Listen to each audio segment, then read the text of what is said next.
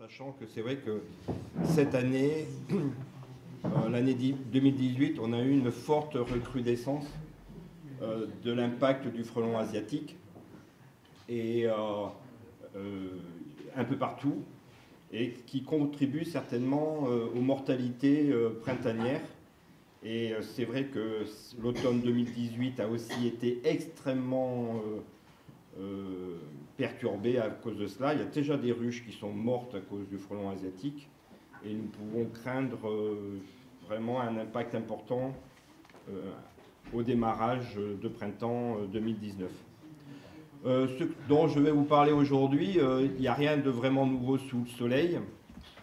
Par contre, c'est essayer de mieux comprendre comment le frelon asiatique fonctionne pour pouvoir essayer de le maîtriser.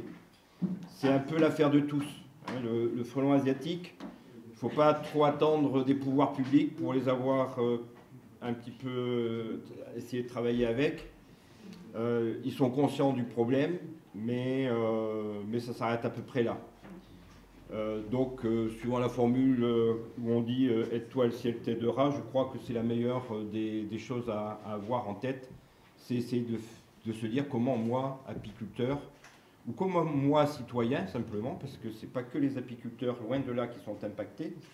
Les apiculteurs sont certainement les plus impactés, mais pas que.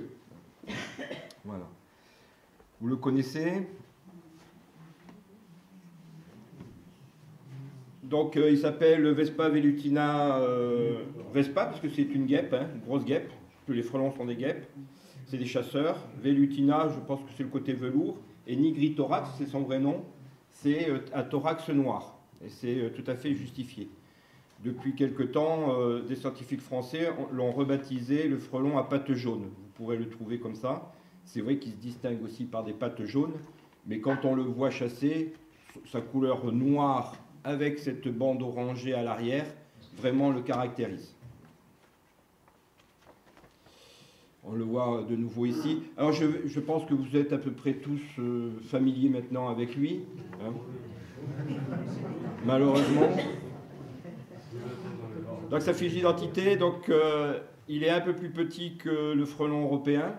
Des fois on entend il est plus gros, ben non, il est plus petit que le frelon européen. C'est particulièrement vrai sur les fondatrices.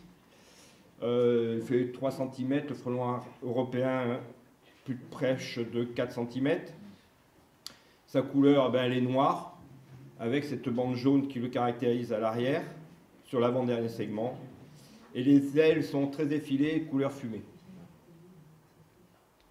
Excusez-moi, cette année, j'ai trouvé qu'ils étaient très grands, autant que les frelons européens. Alors, la taille augmente dans la saison.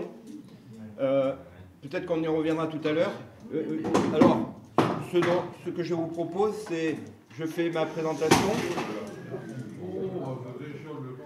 Ça manque de professionnalisme. Ah ouais, et puis la pauvre caméra. Oui, alors, sauf si vraiment il y avait quelque chose dans le diapo, mais en principe, ça devrait pouvoir passer. Je pense que vous avez tous la capacité de comprendre. C'est très simple ce que je vais vous parler. Hein. Mais on réserve plutôt les questions pour la fin. Donc on a Vespa grabro, c'est le frelon européen à gauche, là, et Vespa velutina, le cousin, à droite. Donc le frelon européen, Vespa grabro, il est plutôt jaune, lui, hein, jaune ou orangé, alors que Vespa velutina, il est comme... L'aiguillon est sorti sur cette photo, et c'est assez caractéristique. Hein. L'aiguillon a tendance à sortir assez facilement, et même lorsqu'on a commencé à vouloir détruire les nids, les personnes qui s'y attaquaient déjà pouvaient être surpris de la virulence du frelon asiatique, enfin du Vespa velutina par rapport au frelon européen, et ce frelon n'hésitait pas même à se coller sur les visières et à envoyer du venin dans les yeux des pompiers notamment, hein, qui se sont fait surprendre comme ça au départ. Moi je me souviens d'un nid que l'on verra un peu plus loin, c'était au mois d'octobre, juste avant la destruction. J'avais fait un petit film avec une petite caméra comme celle qui vient de tomber. Le bruit, j'étais à 5 ou 7 mètres à peu près, j'étais quand même à une petite distance, comme d'ici on va dire le fond de la salle, alors je ne sais pas, oui 6-7 mètres, et le bruit de la caméra devait les exciter, et elles sont venues attaquer la caméra, et elles l'ont recouverte littéralement de venin. J'ai passé presque 2 heures à nettoyer ensuite, parce que ça collait de partout, il y avait des centaines de frelons qui attaquaient, spécialement, il y avait un petit coq qui est passé aussi, s'est fait allumer, mais voilà. La différence entre les nids, c'est peut-être intéressant à préciser. À gauche, vous avez un nid de frelons européens. Les nids de frelons européens sont presque cylindriques, avec une ouverture assez large à la base, alors que le frelon asiatique, lui, a une forme de poire ou de goutte d'eau, et l'ouverture, elle est latérale sur les nids qui sont développés. Elle est à ce niveau-là. Une petite ouverture sur le côté, avec généralement un contrevent devant, hein, qui leur permet de rentrer, d'être protégés de l'appui du vent. C'est vraiment des nids qui sont faits pour pouvoir être à l'extérieur, résister au vent, à l'eau, à la pluie, aux conditions de température assez difficiles. C'est pour ça que quand on dit ils vont être arrêtés par les massifs montagneux, ils sont ralentis, mais ils ne sont pas arrêtés. Le massif central aujourd'hui a du frelon asiatique un peu partout. Ça a mis un peu de temps à se développer, mais maintenant ça y est bien. Il n'y a plus qu'en Savoie quasiment où il n'y en a pas. Voilà, ça c'est une petite ouvrière. Au début de l'année, on y reviendra. Ça c'est une fondatrice avec un nid. C'était dans une ruchette, même pas une ruchette, c'était un truc. Et c'est fin mars. C'est le début vraiment de la saison. On y reviendra aussi. Voilà. Ça, c'est parmi les premiers nids qui ont été trouvés. Ça, c'était en 2007. Le gringalet derrière, là, ben, c'est moi. Hein. Donc, le nid, c'est le plus gros nid que j'ai trouvé. Ce nid faisait 98 cm de haut et 78 de diamètre. Il y avait de mémoire 15 plateaux et j'avais essayé de comptabiliser tout simplement en découpant un carré de 10 cm sur 10 cm. J'avais compté le nombre de cellules. J'avais par mesure toute simple, hein, de diamètre de chacun des plateaux, calculé la surface multipliée par le nombre et ça m'avait donné entre 20 et 27 000 cellules présentes dans ce nid. Mais c'était quand même le plus gros. Aujourd'hui, on n'en trouve plus dans le Bergeracois ou en Dordogne de cette taille-là parce qu'il n'y a plus assez à manger. Ben, c'est-à-dire que, oui, il y a eu un impact. C'est pas qu'il n'y a plus d'abeilles, heureusement qu'il y a encore des abeilles. Mais il y a quand même un impact non seulement sur l'abeille, mais sur l'ensemble des autres insectes. L'abeille ne représente en fait que 50% de la ration du frelon asiatique. Alors 70% dans certains cas, 30% dans d'autres cas, mais on considère que l'abeille domestique représente 50%. Ça veut dire que tout le reste, ce sont des insectes sauvages. Il faut mettre ça dans la tête parce qu'on a tendance parfois, dans certains discours, à dire que les apiculteurs, en chassant le frelon asiatique, risque de perturber la biodiversité. Les frelons, quand on protège les abeilles, on protège l'ensemble de la biodiversité. Oui, ce travail, je l'ai fait aussi. J'ai récupéré un petit peu une partie du diaporama fait par Anne Furet de l'UNAF. Voilà. Pour recadrer aussi, j'avais oublié de le dire, Josiane m'a présenté tout à l'heure, c'est vrai qu'en Dordogne, on a été alerté à notre Assemblée Générale en 2006, novembre 2006, par le secrétaire de l'abeille gasconne, où déjà, dans le Lot-et-Garonne, ils étaient déjà bien attaqués. Il nous a dit, chez nous, à Agen, ou à Tonneins, etc., Saint-Ivrade, on a beaucoup de frelons asiatiques, et ça va devenir quelque chose de grave. J'ai eu Raymond Saunier dans les jours qui suivaient, j'ai appelé Henri Clément qui était président à l'époque et j'ai dit il me semble qu'on a quelque chose de grave qui nous arrive sur le nez. Voilà, donc, et c'est là où tout a commencé. Et une des premières actions en 2007, ça a été d'envoyer un courrier à l'ensemble des députés de la grande région des conseillers régionaux, des conseillers généraux, du ministre de l'Agriculture, du ministre de l'Environnement, pour indiquer qu'il y avait quelque chose à faire, parce qu'autrement, ça allait être une bombe à retardement. Il n'y a pas grand-chose qui a été fait au départ. Et puis en 2007, en Dordogne, on a eu vraiment la présence très nette, avec des attaques déjà sensibles sur certains secteurs. Et il y a eu le Grenelle de l'environnement, et le préfet de la Dordogne, à ce moment-là, a été très attentif à notre sollicitation. Et on a lancé des études et un plan de piégeage. Un plan de piégeage qui ensuite a été fortement contesté. On y reviendra peut-être dans les questions tout à l'heure. Très vite, on s'est aperçu que ça allait se diffuser rapidement et ça a confirmé à peu près ce qu'on avait présagé, c'est-à-dire le frelon asiatique avance d'une centaine de kilomètres à peu près par an. Il a quasiment recouvert l'ensemble du territoire. Et il touche 7 autres pays européens. Il y a l'Angleterre, l'Allemagne, la Belgique, la Suisse, le Portugal, l'Espagne et l'Italie. Ça, cette carte, elle était en 2017. On va voir en 2000. Ouais. Donc tout à fait au départ, en rouge, en 2007, eh bien, en rouge, c'était les départements où on avait vu du frelon asiatique. Et ni plus individus, et en jaune, beige, ben à l'époque vous ne faisiez partie que on avait aperçu du frelon, mais ce n'était pas encore avéré, les nids n'avaient pas été découverts. Vous voyez, c'était vraiment le tout début. Tout à l'heure on disait, premier signalement, c'était Jean Axer, je crois que c'était septembre 2005. Madame Villemont ensuite a vu dans le Lot-et-Garonne, à Sèche, le premier frelon qu'elle a identifié en tant que tel. Elle a fait un signalement à ce moment-là. C'était une chose de bien qu'elle a faite. Et ensuite, eh bien, ça s'est très vite déclaré. On peut penser que l'invasion n'était pas en 2004, mais plutôt vers les fins des années 90, 99, on va dire 99-2000, semble plutôt être la période où il y a eu la première introduction. Aujourd'hui, on peut penser, d'après les analyses ADN, que c'est une femelle fécondée qui est à la base de tout. Alors qu'elle soit arrivée dans des poteries, ça a été la première thèse.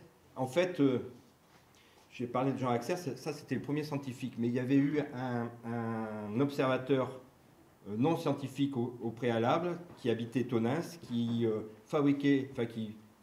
qui cultive des petits bonsaïs et qui allait chercher des poteries en Chine pour s'approvisionner. Et lui, dans ses voyages, il connaissait déjà cet insecte et ça a été le premier à dire « ça, je l'ai vu en Chine ». Et on l'a accusé en fait d'avoir importé ce frelon, alors qu'il est probable que ce soit plus dans le port de Bordeaux, un conteneur contenant des produits chinois, et Dieu sait s'il en arrive tous les jours, des conteneurs contenant des marchandises chinoises, avec une femelle frelon fécondée et ayant survécu au gazage et aux produits insecticides qui sont mis dans les containers justement pour tuer tout insecte, etc. Voilà. Donc il a fallu une accumulation de facteurs, mais une seule femelle fécondée a permis cette invasion-là. Alors ça ne s'est pas fait en un jour, hein. Mais on peut penser que la population augmente, se multiplie par 10 chaque année. Donc vous voyez, on va dire 2000, une individu, 2001, 10, 2002, 100, 2003, 1000, et 2004, 2005, eh bien, on est à 5, 10, 15 000 nids. En 2006, il y avait déjà, en 2006, rien que sur la commune d'Aimé en Dordogne, il y avait quand même 30 nids. Donc c'était quand même sensible. Alors qu'on les voyait à peine. Donc ça, c'était l'évolution. Donc c'était la première cartographie. Donc on a mis le point en Lot-et-Garonne. C'est là où ça a été trouvé en tout premier, la Gironde, la Dordogne, etc. Et plus on allait vers en clair, plus l'invasion était récente. Ça, c'était la cartographie en 2011.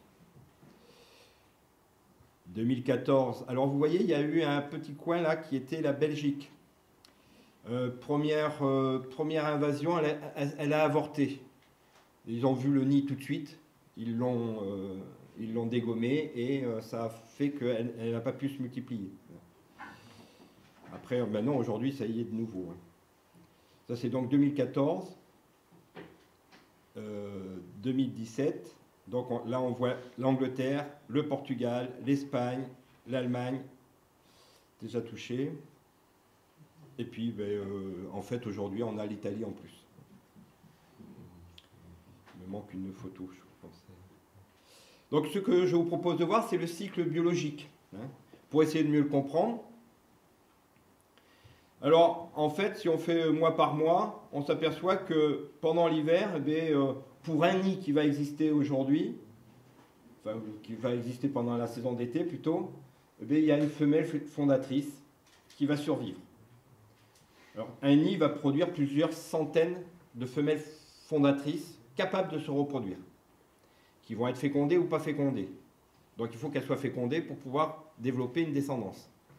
Pendant l'hiver, il va s'en perdre beaucoup.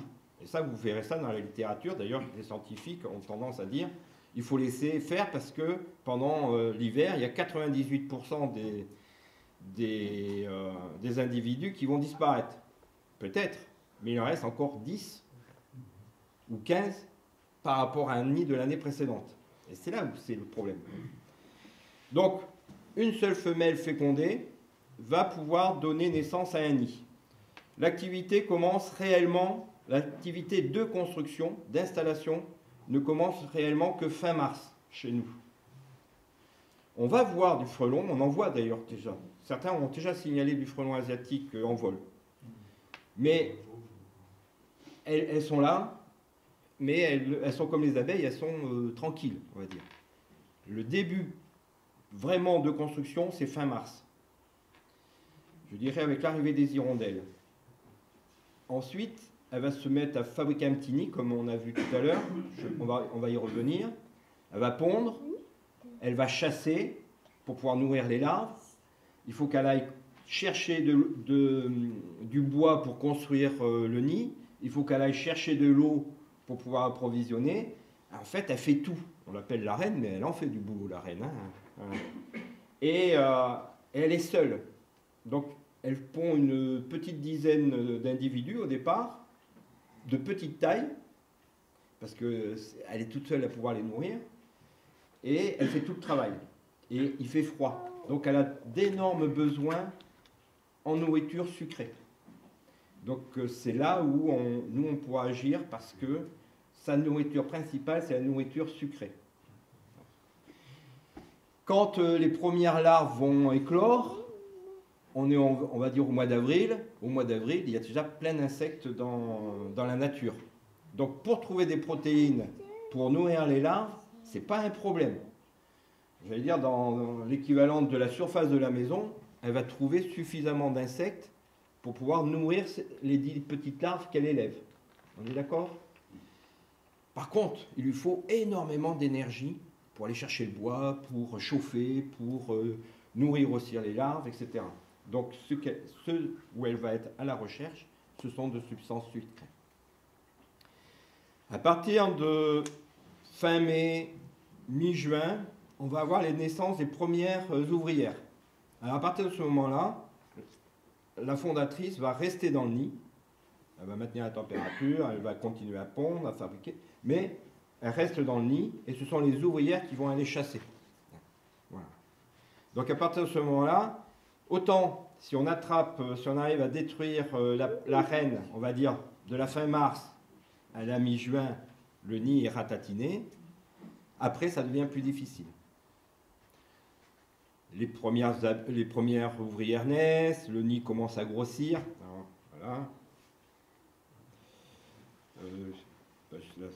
Bon, je décris très brièvement, puis on va revenir en détail. Le nid commence à grossir et les frelons vont partir faire un deuxième nid, construire ce qu'on appelle des nids secondaires. Et là, l'augmentation des populations va être extrêmement importante. Arrive le mois de septembre, fin août, septembre, la prédation est à son maximum. La période d'élevage, c'est plusieurs milliers d'individus dans le nid, de larves, je veux dire.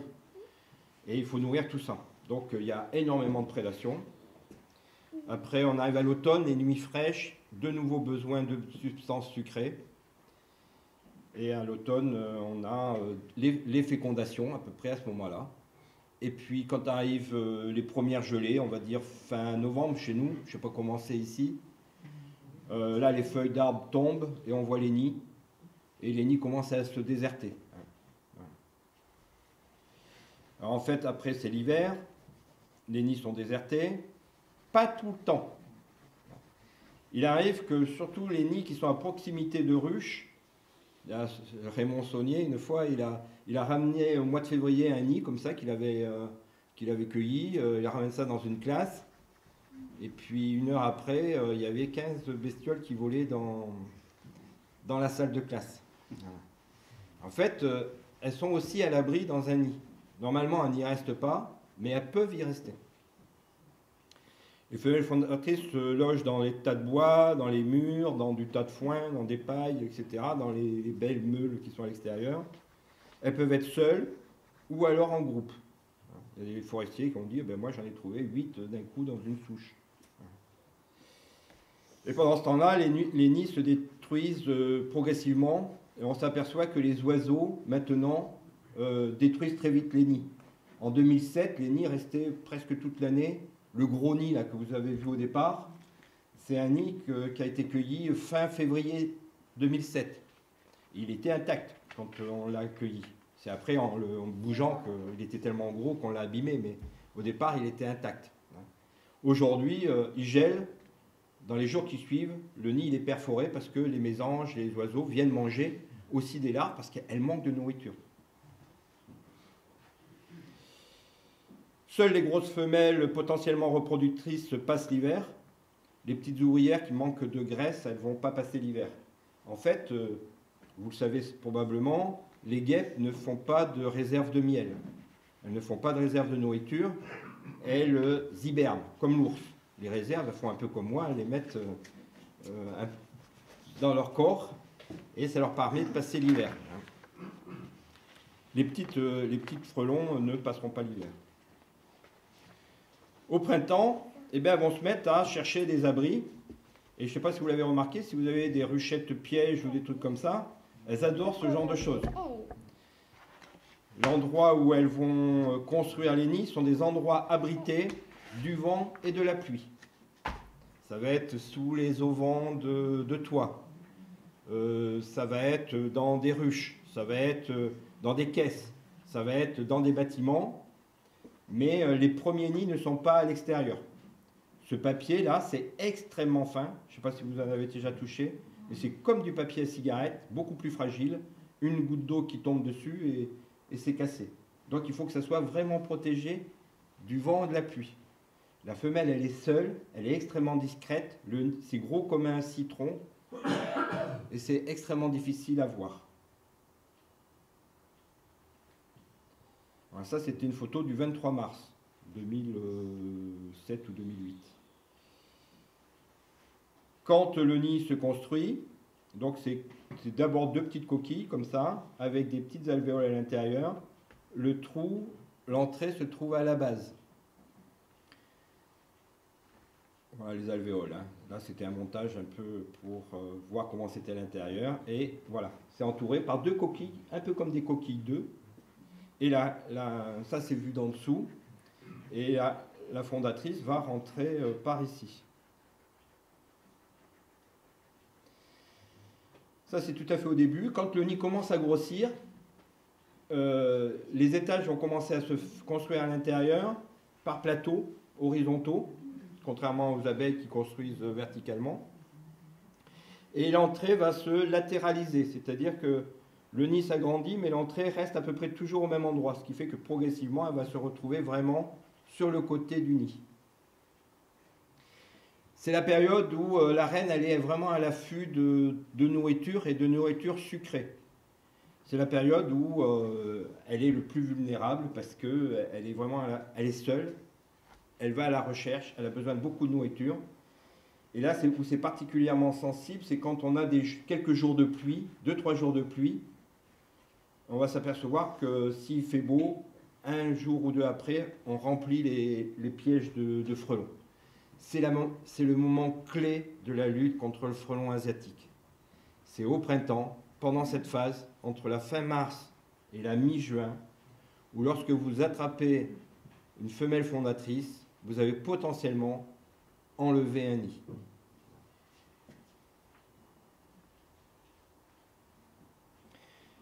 Le nid s'agrandit, les ouvrières donc se développent en nombre et elles vont commencer à construire un nid secondaire. Alors celui-là, il était bien visible, hein. Elles construisent partout où elles trouvent. Alors, autant au départ, la reine, elle cherchait des endroits abrités du vent, de la pluie, un endroit assez discret.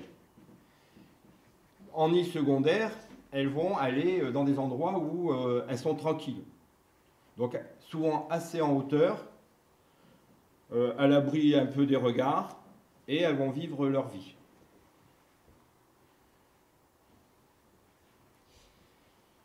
Ça, c'est le nid dont je vais vous parler, qui a été détruit et avant où elles ont aspergé de venin.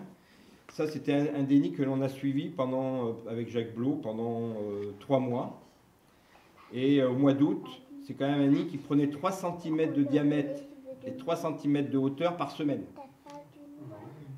C'est impressionnant. Les petites taches marron que vous voyez là, en fait, c'était en plein mois d'août, hein, il faisait sec. C'est les constructions qu'elles ont fait, on va dire, pendant les heures qui précédaient, qui étaient encore humides. Parce que pour pouvoir construire, elles vont chercher du bois mort, de la cellulose, elles l'imprègnent d'humidité, d'eau, et elles font du papier, et elles viennent coller ça à l'extérieur du nid. Et elles recyclent, au fur et à mesure que le nid s'élargit, et bien elles recreusent l'intérieur pour pouvoir construire leurs alvéoles. Donc on a un agrandissement comme ça en permanence. L'entrée se trouve ici. L'entrée se trouve ici. Alors on le trouve en haut des arbres, c'est ceux qui sont bien visibles, parce que celui-là il était au ras du sol, dans un buisson, c'est quasiment invisible. Par contre, un chien de chasse passe, le chasseur passe derrière, ben, il se fait allumer. Un passant, c'est pareil. Vous entendrez dire que quand il y a un nid de frelons quelque part, il n'y en a pas à 250 mètres à la ronde. Vous l'entendrez dire, vous le verrez dans la littérature. Ça, c'est une photo faite par Félix Gilles. C'était sur le bord de la nationale entre Agen et Moissac. Et la photo, il y a 4 nids sur le même arbre. 250 mètres, c'est pas... L'arbre est large. Hein. Il existe à Périgueux, il y avait sur le bourg de l'Arche, au bord de l'Isle, plusieurs années de suite, il y avait 2 arbres. Et il y avait, moi la première fois que je l'ai vu, il y avait 3 nids sur les 2 arbres. Il y avait 2 sur un. Les 2 arbres se touchaient. Hein. Et un nid sur l'autre côté. Et pendant plusieurs années, il y avait au moins 2 nids qui étaient sur chacun des arbres. À un autre endroit, il y avait une cour de ferme. Alors, ça faisait 20 mètres de large sur 40 mètres de long à peu près. Il y avait 4 nids. Donc, qui étaient entre 20 mètres et 40 mètres entre eux. Et il y avait 3 nids de frelons asiatiques et un nid de frelons européens. Donc, parce qu'on va dire, vous trouverez que si ce sont des nids jumeaux, c'est de la même famille. C'est peut-être même des descendants. À la limite, on peut le croire. Mais quand on a 4 nids, dont un qui est de frelons européens, ce n'est plus de la même famille, ça c'est clair. Donc, ce genre d'information, vous en faites ce que vous voulez, hein, mais il faut savoir ça. Et ça cohabite bien, les frelons européens et les frelons asiatiques? Alors, quand il y a de la nourriture, les cas où on se trouve avec plusieurs nids, généralement, il y a des ruchers pas loin. Le cas où il y avait les 4 nids, il y avait un rucher de 50 ruches en haut, et l'apiculteur en question fait de l'élevage de rennes, etc. Il y a toujours une grosse population d'abeilles. Et là, dans la mesure où il n'y a pas de compétition pour l'alimentation, ils cohabitent. Il est certain que s'ils déménageaient les ruches au printemps, il y aurait là beaucoup plus de compétition et certainement de bagarre entre les fondatrices.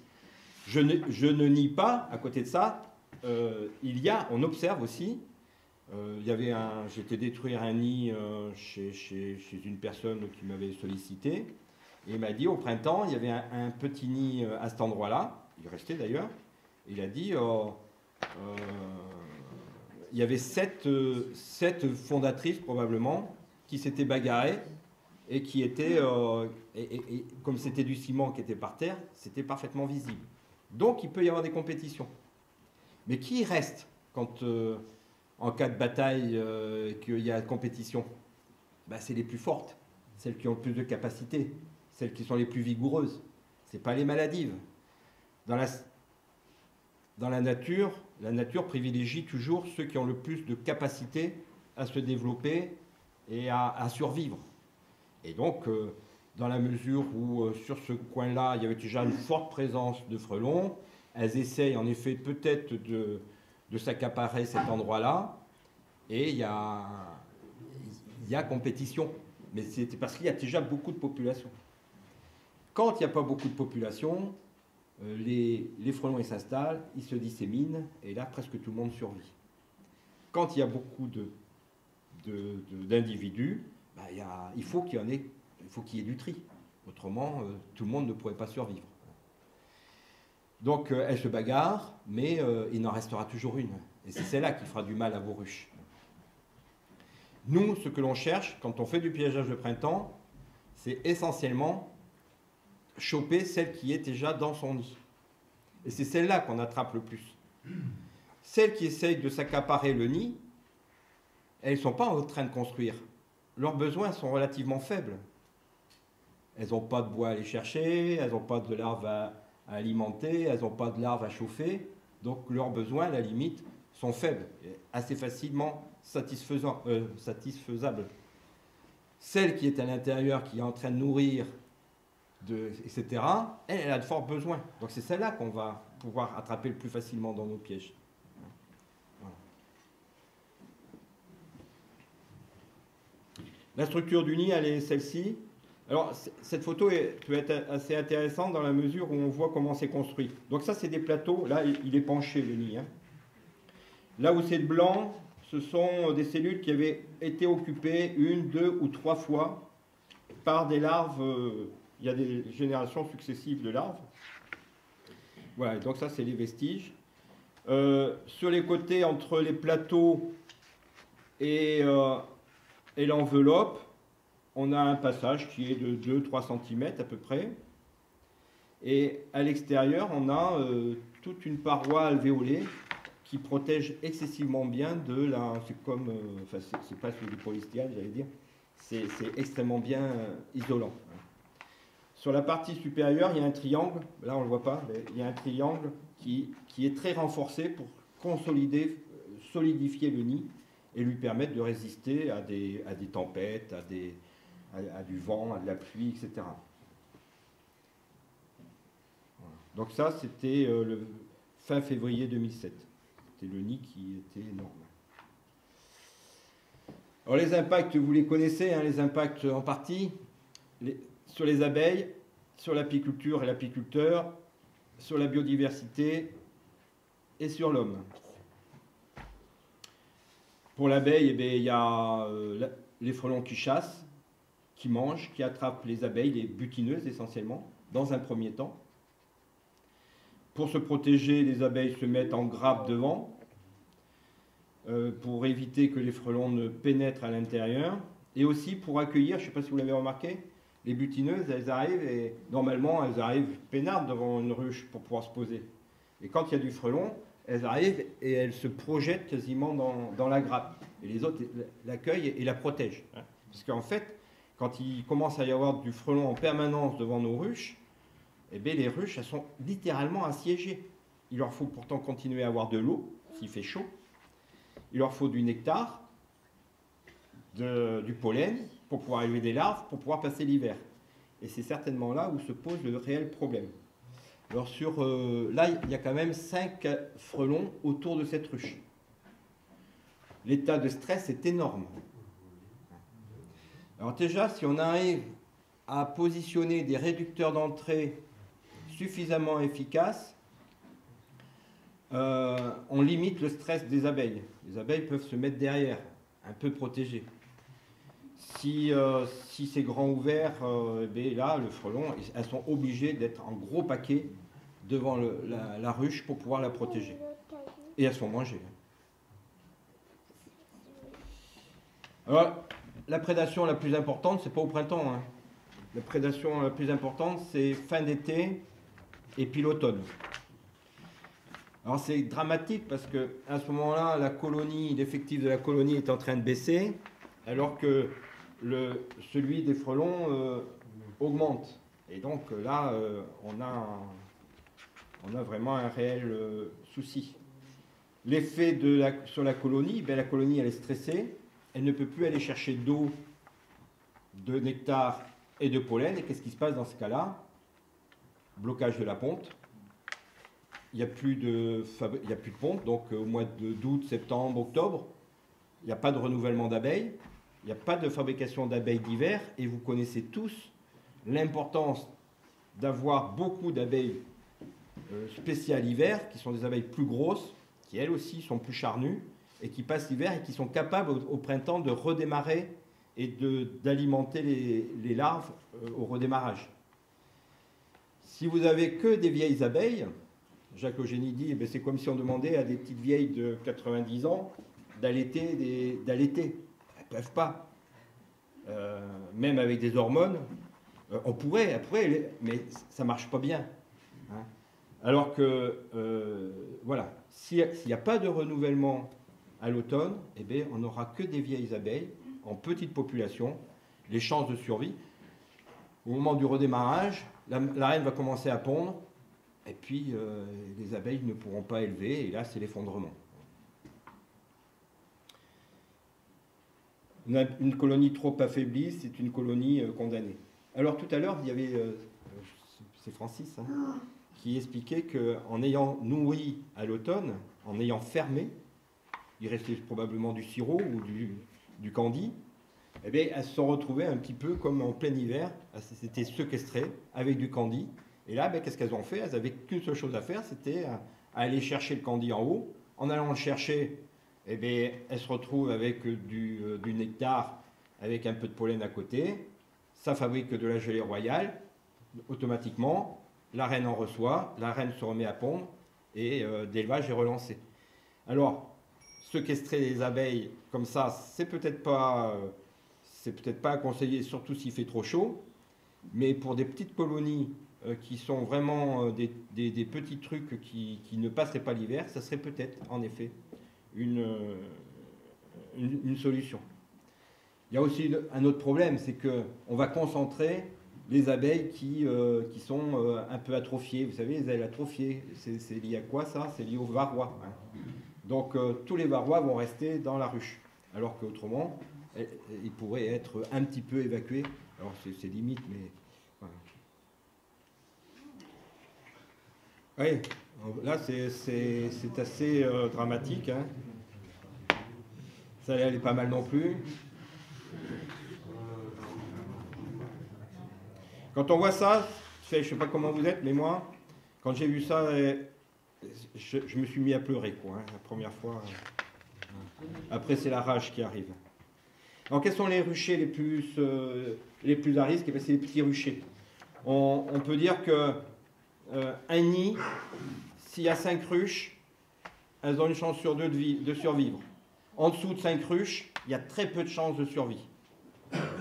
S'il y a 10 ruches pour un nid, ouais, elles vont s'affaiblir, elles vont encaisser, mais elles vont survivre. C'est pour ça que les gros ruchers ont plus de chances de survie que les petits ruchers.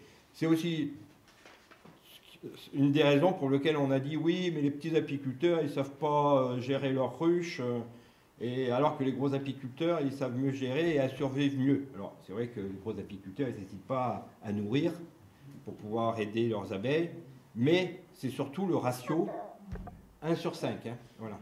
En dessous, moins de 4 ruches pour un nid, enfin moins de 5 ruches pour un nid, elles sont vraiment en danger.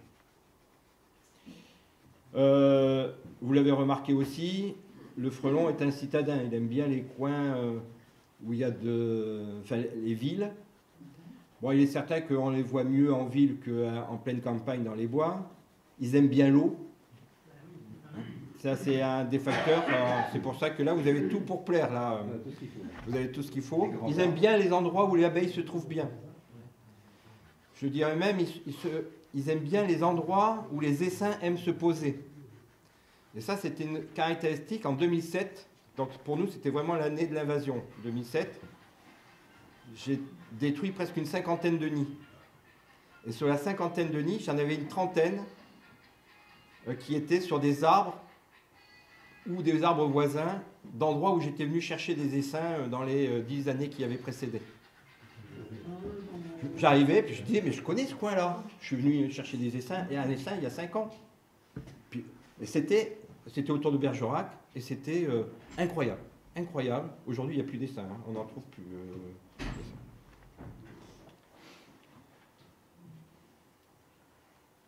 Les conséquences pour l'apiculteur, eh bien, j'ai marqué double ou triple peine. Il y a la disparition des colonies. C'est une perte de récolte et de revenus, voilà. Et il est obligé de reconstituer son cheptel, c'est-à-dire que le peu de ruches qui lui reste, au lieu de produire du miel, il va être obligé d'en faire des essaims pour pouvoir remonter son cheptel. Alors, c'est pas viable longtemps, hein, comme système. Ah mince, je vais pas changer. Bon, je voulais changer la photo, mais... sur la biodiversité, l'action, elle est extrêmement importante. Et ça, je voudrais que vous le reteniez, parce que le piégeage de printemps est parfois controversé, et on nous accuse de dire on piège autre chose que du frelon, et donc les apiculteurs font une atteinte à la biodiversité. On n'a jamais cherché réellement à connaître l'impact des frelons sur la biodiversité. Et je vais vous raconter une petite anecdote. Là où j'habite, c'est dans le vignoble, et le voisin avait arraché 4-5 hectares de vignes pour pouvoir replanter. Entre l'arrachage et la replantation, il a fait une jachère, et puis il m'a dit que ce serait bien de mettre une jachère fleurie. Donc il a mis un peu plus d'1 hectare entre de la facélie, moitié fleurs, cosmos, etc. Et donc moi j'ai mis des ruches, évidemment, à côté.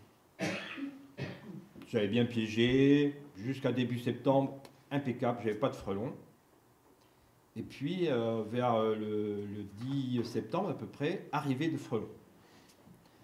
Et ça a été incroyable. En une semaine, alors, il y avait des insectes partout, sur la facélie, sur la jachère fleurie.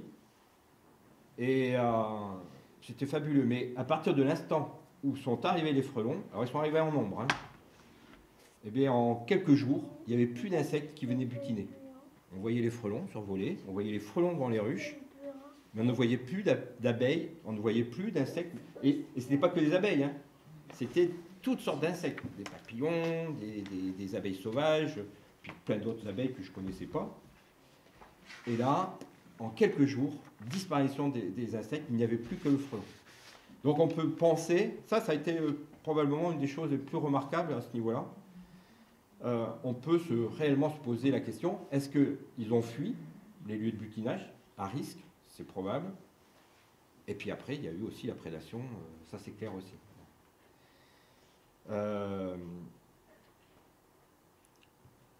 Ce qui veut dire qu'ils s'attaquent à des insectes sauvages et ça a une répercussion sur les oiseaux insectivores notamment, ça peut être aussi sur les araignées, etc. Des oiseaux comme les mésanges, les hirondelles, qui ont besoin de réserves pour pouvoir soit migrer pour les hirondelles, soit faire des réserves de graisse pour pouvoir passer l'hiver, se retrouvent à un moment où normalement il y a beaucoup d'insectes à l'automne, eh bien il n'y en a plus parce que le frelon leur fait la compétition. Et je vais jusqu'à parler du frelon européen, parce que les deux sont en réelle compétition. Vous l'avez certainement remarqué aussi, le frelon européen, avant l'arrivée du frelon asiatique, on en voyait une fois de temps en temps devant les ruches, mais c'était quand même assez exceptionnel. Aujourd'hui, ils sont extrêmement présents devant les ruches, et s'ils le sont à l'automne devant les ruches, c'est pas parce qu'il y en a plus, c'est parce qu'il n'y a plus rien à manger. Et le seul endroit où ils peuvent encore trouver des ressources suffisantes, c'est dans les ruches. Ça, on a constaté, il y a de plus en plus de frelons européens autour des ruches, chose qu'on ne voyait pas avant. Oui, oui. Je pense que ce que je partage avec vous, c'est une constatation que vous avez faite. Et c'est pas parce qu'il y a moins de c'est pas parce qu'il y a plus de frelons européens, vous inquiétez pas. C'est parce qu'ils sont obligés de venir devant les ruches pour pouvoir se nourrir, parce que le reste de l'entomofaune a disparu. Enfin, le reste de leur proie, parce qu'ils ne chassent pas tout. Et il y a des plantes qui sont directement affiliées à la pollinisation pour pouvoir se reproduire, notamment des plantes sauvages. Je pense aux orchidées. Il y a pas mal d'orchidées sur les plateaux calcaires en Dordogne. Pour l'homme, en fait, celle-là, elle est plus l'homme. Ce nid, il était dans une haie à côté de poubelles, là. Et alors ça aussi, c'est un lieu qui les attire beaucoup. Un endroit où il y a des poubelles, du compost, les machins à verre, là. Ça, c'est des endroits où on peut penser poser des pièges si vous cherchez des endroits où poser des pièges. Donc le danger pour l'homme. Premier accident, voilà aussi une anecdote. Le pauvre homme, c'était le 27 septembre 2008, c'était en bordure de la Charente, dans le nord, à Nantia. Et 44 ans, cet homme, il tondait la pelouse et il s'est fait piquer à la tête, 4 piqûres. Il s'est senti mal, il tondait chez sa maman, il a dit à sa mère, emmène-moi à l'hôpital, je me sens pas bien, j'ai dû me faire piquer par des frelons. Elle va chercher les clés de la voiture, quand elle ressort, il était en train de vomir, voilà. Et un quart d'heure après, il était mort. Ouais. Et en fait, le nid était dans la niche à chien. En fait, moi je trouve que ces frelons, ces nids qui sont au niveau du sol ou dans les petits buissons, qui sont vraiment les plus dangereux, C'est clair. parce qu'il est à portée de n'importe quel public. Ah, tout à fait. On se protège, on connaît, mais là, ils sont vraiment, il suffit de tondre, il suffit de couper une haie, et on a une grande surprise. Ah, tout à fait, tout à fait. Le nombre de bûcherons, de personnes qui entretiennent les haies, etc., qui, avec des taille-haies, en plus, ils n'entendent pas forcément parce qu'ils ont des engins qui font du bruit, et c'est quand ils sont attaqués qu'ils s'en rendent compte. Et autant le frelon européen, quand il attaque, il y va assez calmement, parce que le frelon européen, généralement, il est dans une cheminée ou dans un tronc d'arbre, il est protégé. Il est comme dans un château fort, voilà, il va sortir pour défendre s'il y a besoin, mais il n'est pas très défensif parce qu'il est protégé. Le frelon asiatique, lui, il est dans du papier, et sa défense, c'est l'attaque. Donc dès qu'il se sent menacé, il ne va pas forcément être agressif en tant que tel. C'est-à-dire si vous passez à plusieurs mètres et qu'il ne se sent pas agressé, il ne va pas vous attaquer. Mais s'il se sent menacé, il attaque, et il attaque en grand nombre, extrêmement rapidement. Et la piqûre, à côté du nid, ça aussi, à côté du nid, la piqûre est extrêmement plus douloureuse généralement que si vous faites piquer en attrapant un frelon avec une épuisette. Vous êtes certainement fait piquer déjà, non? Jamais vous êtes fait piquer? Parce que moi, ça m'est arrivé un paquet de fois, parce qu'à un moment, on attrapait les frelons, on essayait de leur mettre des trucs sur le dos, y compris de l'insecticide au départ, pour qu'ils ramènent au nid, ça ne marchait pas, y compris du papier alu pour pouvoir les suivre. Bon. Bref, donc il fallait les attraper entre les doigts pour pouvoir faire... Donc, parfois, ils arrivaient à piquer. Mais là, la piqûre, elle est, je dirais, de l'ordre d'une piqûre d'abeille, en effet. Mais lorsque je me suis fait piquer la photo du nid dans la fenêtre, hein, j'ai voulu prendre une photo, ben, quand j'ai pris la photo là, j'étais très près. Je me suis fait piquer au doigt et j'ai gonflé, mon bras avait... Là, je ne suis pas marseillais, hein, mon bras, je suis charentais moi aussi. Et mon bras avait pris 1 centimètre de plus de rayon. Et gonflé jusque-là. Piqué au doigt, gonflé jusque-là. Et je ne suis pas allergique, parce que je me suis refait piquer par derrière, je ne suis pas allergique. Ma main était paralysée. Donc je ne pouvais plus bouger les doigts. Ce sont des paralysants. Le frelon, comme la guêpe, il pique pour paralyser la proie. Et ils peuvent piquer plusieurs fois. Et il pique plusieurs fois. 3 fois. Hein. Ah oui. Mais toc, toc, toc. Hein.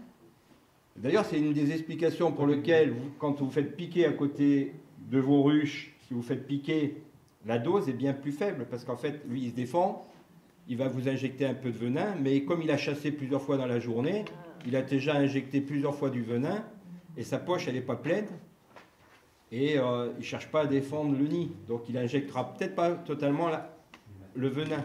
Par contre, à côté du nid, bah, c'est comme les abeilles, quand elles butinent, elles ne vous piquent pas, mais quand elle vous pique à côté d'une ruche, ça fait mal. Mais elle, le frelon, là, il va injecter la totalité du venin. Comme c'est des gardiennes et que les poches sont pleines, elle envoie le paquet. Hein. Et là, la douleur, elle est considérablement plus importante. Quand il y a des morts, en général, ce sont des morts à côté de nids de frelons. Ce n'est pas des morts de personnes qui se font piquer dans la nature. Ce sont des morts à côté des nids parce que la dose est beaucoup plus importante.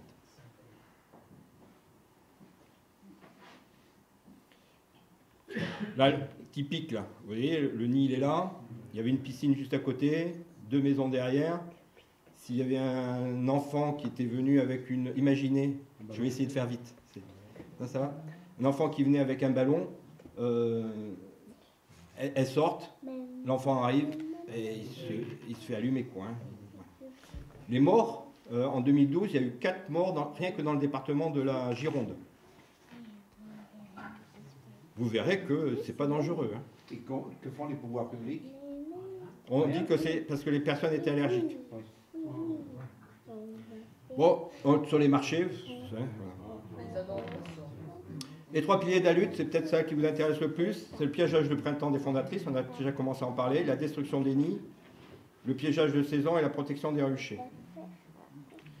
La chasse aux fondatrices, c'est certainement pour moi le plus important. Il y a une expérimentation qui a été faite à la ville de Trélissac, c'est à côté de Périgueux. En 2011, ils étaient arrivés à 40 nids sur la commune, déclarés. Et ça posait des problèmes, c'était à côté du terrain de foot, etc. C'est quand même assez peuplé, Trélissac. Et donc la communauté, c'est là où on a notre rucher école, c'est notre Saint-Thierry, Trélissac. Et donc la commune de Trélissac a dit on va faire quelque chose pour voir si le piégeage de printemps fonctionne et pour lutter contre le frelon asiatique. Donc ils ont distribué des pièges, comme il va être fait demain, voilà, à partir de demain, des pièges qui doivent être mis de la fin mars à la fin mai. Et ils distribuaient des pièges gratuitement. Mais les personnes qui prenaient les pièges s'engageaient à suivre les prises et à remettre le piège à la fin de la saison pour éviter qu'on piège trop longtemps, etc.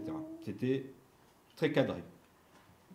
On est passé de 40 nids à l'année d'après à 15 nids, puis à 5, puis à 3. Les pièges ne revenaient pas tous, la commune s'est dit, bon voilà, on a fait la démonstration, c'est bon, maintenant les gens savent qu'il faut piéger. Et aujourd'hui, on s'aperçoit que le nombre de nids remonte, c'est pour ça que la commune a décidé de relancer l'action. Puis dans le Morbihan, dans le Morbihan, là il y a eu un plan départemental qui est beaucoup plus logique. Si toutes les communes se mettent à piéger avec un vrai plan de piégeage, eh bien, ils ont stabilisé à quelques milliers de nids sur le département. Alors, ça paraît beaucoup, mais s'il n'y a que 2-3 nids par commune, c'est tout à fait supportable. Si vous êtes à 40, 60 nids sur certaines communes, moi j'habite Bergerac et je pense qu'on est une des villes records. Hein. Voilà. Il n'y a pas de piégeage, on suit strictement la personne responsable au niveau de la mairie suivait scrupuleusement les recommandations, on va dire, du muséum. Donc pas de piégeage de printemps, et on était à 75 nids réguliers tous les ans. C'était stable. Tout le monde était content, c'était stable. On va transhumer sur Trélissac maintenant alors.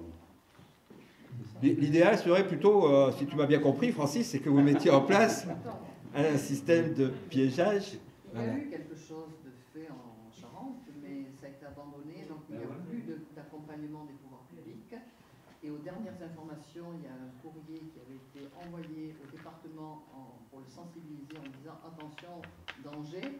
Et la réponse qui aurait été faite, c'est de dire, eh bien, c'est de la responsabilité des villes et des communes. Voilà. Ah oui, alors.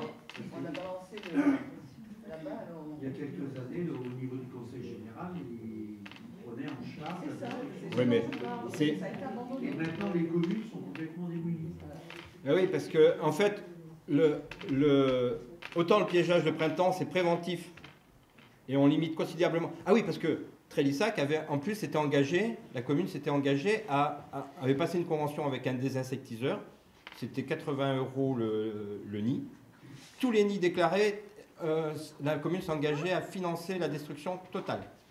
C'était aussi dans l'objectif que chacun déclare le nid chez lui, pour pouvoir avoir des chiffres fiables. À Bergerac, ça a diminué maintenant le nombre de nids déclarés, parce que quand le gars il arrive, il dit vous avez un nid, alors je vous donne les coordonnées d'un désinsectiseur. Le gars il vient, il est là pour 150, 200, 400, 500, 600 €. Donc il déclare une fois, il ne déclare pas deux fois. Hein? Ah, il y a des désinsectiseurs qui demandent. Alors, là, sur le département, il va y avoir une réunion le 19 pour essayer de mettre en place, voir avec les communes, la DDSP, etc., pour relancer un petit peu le processus, parce que ça devient grave. Juste pour pouvoir vous donner quelques informations, les dates, c'est donc le printemps. La floraison du prunier jusqu'à la floraison du châtaignier, c'est vraiment la période. Avant, ce n'est pas nécessaire. Vous allez très peu réussir à piéger.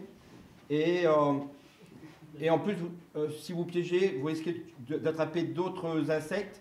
Et comme on est en fin d'hiver et pas encore redémarré sur un nouveau cycle, les individus que vous allez, insectes autres, non cibles, que vous allez attraper, ce sont des individus qui auraient fait le chaînon un petit peu. Quand on arrive au printemps, le processus est déjà relancé. D'ailleurs, les hirondelles arrivent à ce moment-là. Si les hirondelles arrivent, c'est que la nature a prévu l'alimentation nécessaire pour nourrir ces hirondelles, ces mésanges qui vont se mettre à pondre et qui consomment énormément d'insectes. On a compté, nous, des pièges comme ça. Il faut 15 pièges comme ça pour, en insectes non cibles et même en frelons pour équivaloir à une seule mésange. Ouais. Donc quand on vous dit vous détruisez la nature parce que vous attrapez des mouches dans vos pièges, il faut 15 pièges comme ça pour l'équivalent d'une mésange. Donc c'est pas ça qui perturbe. Par contre, quand vous avez attrapé, passez une fois par semaine au moins pour, avec une fourchette, écumer et ne pas laisser une couche d'insectes, de frelons entre autres, mais d'autres insectes, des mouches, parce qu'on attrape des mouches en effet. Il faut les écumer avec une fourchette. Vous n'enlevez pas tout, parce que quand vous en laissez, ça attire du frelon. Vous en laissez même un ou deux, ça l'attirera encore plus. Mais il faut écumer, parce que si vous ne vous écumez pas, vous allez avoir plein d'insectes et les mouches vont venir pondre. Vous allez faire un couloir à mouches. Et puis après, quand ça chauffe de trop, on va vous dire que vous piégez beaucoup de mouches. En fait, c'est parce que vous avez élevé des mouches avant. Donc, si vous écrémez, ça sera beaucoup plus efficace. Et voilà. L'emplacement, à côté des anciens nids, il faut savoir que les frelons ne recolonisent pas le même nid, mais ils reviennent à peu près toujours aux mêmes emplacements, à quelques mètres près. Vous l'avez certainement remarqué. Donc, si vous avez repéré des nids 1 an, 2 ans ou 3 ans avant, posez des pièges à ce niveau-là et vous aurez des chances de les attraper. Dans les ruchers, parce que c'est un endroit qui les attire beaucoup, Les premiers nids en 2007-2008, c'était pareil. Hein, on voyait un cours d'eau, un rucher, le nid de frelons asiatiques au-dessus. C'était extrêmement fréquent. Sous les arbres mellifères en fleurs. Alors ça, c'est important. C'est quelque chose... Quand vous avez des pruniers à la maison, là, vous avez votre ruche, vous avez les pruniers, puis après vous allez avoir les pommiers, les cerisiers, les tilleuls. Et bien quand les pruniers sont en fleurs, n'hésitez pas à suspendre un piège comme ça sous le prunier. Parce que déjà, les femelles fondatrices, elles peuvent attraper des abeilles qui rentrent, mais souvent elles vont directement les chasser pendant qu'elles butinent. Elles vont chasser, elle attrape, elle tue l'abeille. Comme elle a besoin de sucre et de protéines, elle va découper le haut de l'abdomen, là. Elle va plonger la langue dedans, pomper le sirop, enfin le nectar que vient de prélever l'abeille.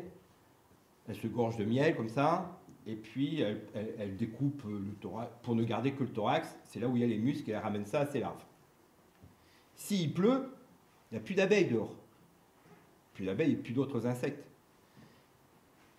Le frelon, il se retrouve à ne plus avoir de source de nourriture aussi facile. C'est à lui d'aller chercher directement la nourriture dans les fleurs. Mais s'il pleut, la fleur, elle est lavée, et donc c'est difficile pour lui. Si à côté, il y a un truc en fermentation, ça sent le fruit abîmé, etc., pour lui, c'est des sucres qui sont très intéressants. Et bien, il va rentrer dedans, il va se faire choper. Donc... sur les raisins. Sur les raisins. Mais au printemps, c'est vraiment... à l'endroit où ils ont l'habitude de venir, vous mettez votre piège, il connaît l'endroit lui.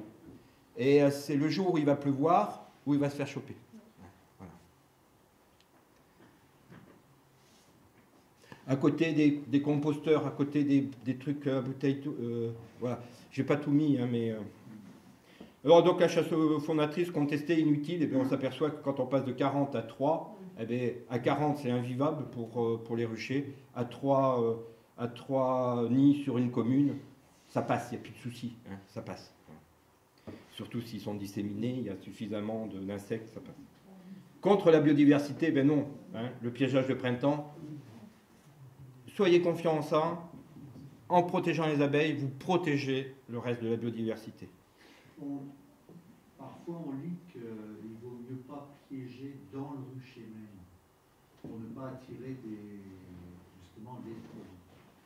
Bon, moi je piège dans à Bergerac, quand je piège bien dans mon rucher, sur 800 mètres de rayon à peu près, je n'ai pas de frelons. On parlait de 2009, ça a été caractéristique. Sur 800 mètres, il n'y avait pas un nid de frelons. Et par contre, je vous ai dit, il y a eu une arrivée brutale de frelons vers le 10 septembre. Et par contre, entre 800 mètres et 1 km, il y avait 9 nids. Donc l'endroit, il est fourni. Et ça veut dire que 800 mètres, sur 800 mètres, c'était assez, si tu veux. Ça, c'est pareil, c'est des histoires. Hein. Oui, voilà. C'est des histoires. Après, c'est à vous de faire. Oui. Ouais.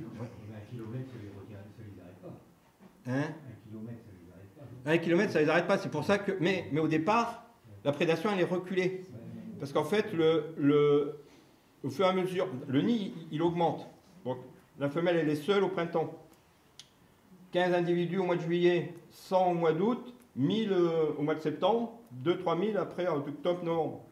Donc, pour nourrir 10 individus, il faut très peu de surface. Si tu en as 3000 à nourrir, ben ton jardin de 10 mètres carrés, il ne va pas suffire. Hein. Il va falloir que tu élargisses ton champ de recherche.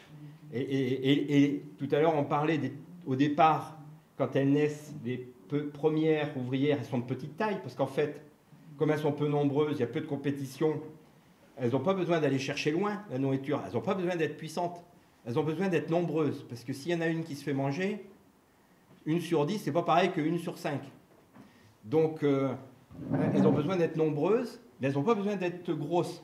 Par contre, au fur et à mesure qu'elles deviennent plus populeuses, eh bien, elles ont besoin d'aller chercher plus loin, et pour pouvoir aller chercher plus loin, il faut plus de réserves, des cargos plus gros. Hein. Voilà. Donc plus on avance dans la saison, plus les frelons sont de grosse taille. Moi, On aurait beaucoup de choses à dire, mais... moi, l'année dernière, j'ai fait du piégeage de printemps, comme je fais tous les ans. Mais ça a moins donné que les autres années. Et par contre, les attaques ont été beaucoup plus virulentes dès début juillet. Mais le piégeage de printemps a été un peu décevant. Oui, parce qu'on a eu un printemps qui était difficile. Et puis en fait, c'est quelque chose, c'est quelque chose, c'est une lutte de groupe, c'est une lutte collective. Si tu es le seul à faire le truc dans ton coin, bah, tu vas protéger un petit moment, tu vas assainir, tu vas éviter d'avoir des nids dans le rucher. Moi, j'ai été malade au printemps, j'ai pas bien piégé, notamment sur mon rucher, qui était un peu plus loin. Je pouvais pas. Et ben, j'ai eu un nid dans une ruche abandonnée, enfin une ruche piège, à l'intérieur du rucher. Voilà. Un beau jour, j'arrive, et le nid de frelons était en plein milieu de mon rucher. Donc, non, ils viennent dans le rucher. Hein. Donc, s'ils viennent, c'est là où il faut se servir de l'endroit où ils viennent pour les choper. Non, mais ça, je suis tout à fait d'accord. Mais moi, c'était l'observation par le fait du fait que le piégeage de printemps a été moins important. Et par contre, la prédation était très très tôt dans l'année. Ah oui. Et si on met une zone de protection autour du rucher, on déstresse les abeilles aussi. Ça, c'est important. Et puis elles vont... voilà. Moi, Alors, on avance. je voulais simplement rebondir sur une chose. Tu nous as montré, effectivement, je rebondis sur ce que tu dis, effectivement, il faut piéger. Il faudrait que tout le monde piège pour que le problème soit à moitié solutionné. Tu l'as démontré tout à l'heure dans ta présentation, ce que vous avez fait à Trélissac, vous avez piégé. Il y a eu un bon résultat, moins de frelons. La deuxième année, encore moins. C'était très bien. On arrête le piégeage et hop, Ça remonte. Bon, il y a quand même un gros souci, et ça, si tu peux nous en parler, nous dire quelques mots là-dessus, c'est qu'il faudrait qu'il y ait un plan sanitaire national. Parce que tant qu'on ne fera pas quelque chose au niveau national, on ne viendra pas à bout de ce frelon.